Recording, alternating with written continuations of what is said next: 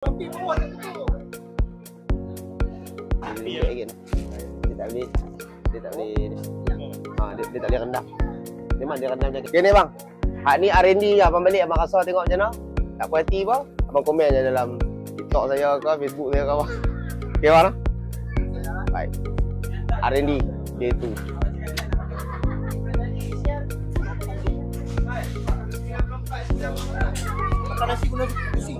Ni.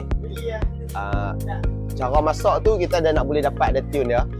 Lepas ni kita akan bubuh bahan-bahan dia. Apa-apa bahan dia?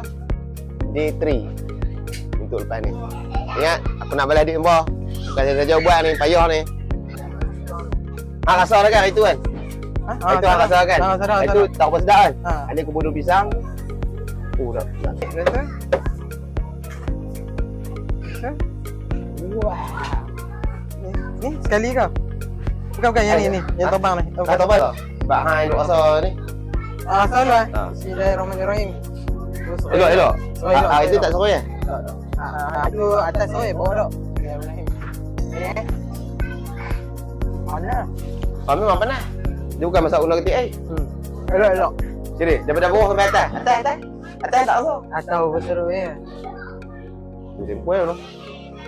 Aku bawah. Bukan nak makan. Atas dia buat mata aku tu, aku tumbuk kan.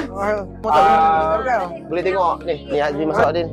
Jadi bagi dia rasa. Ni tak ada duk pisang. Dia lembut kena bunuh pisang. Aku dah main dah. Bunuh pisang tu bunuh minyak sikit dalam dia. Kena bunuh pisang. Rasa supaya elok.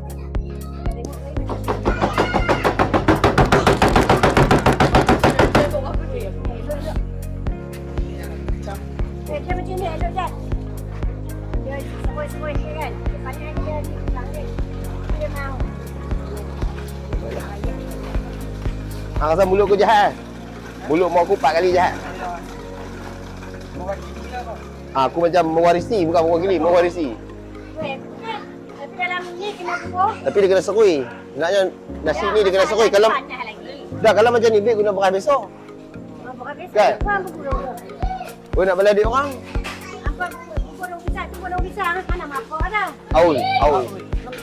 Apa? Oh, dia memang pakai banyak.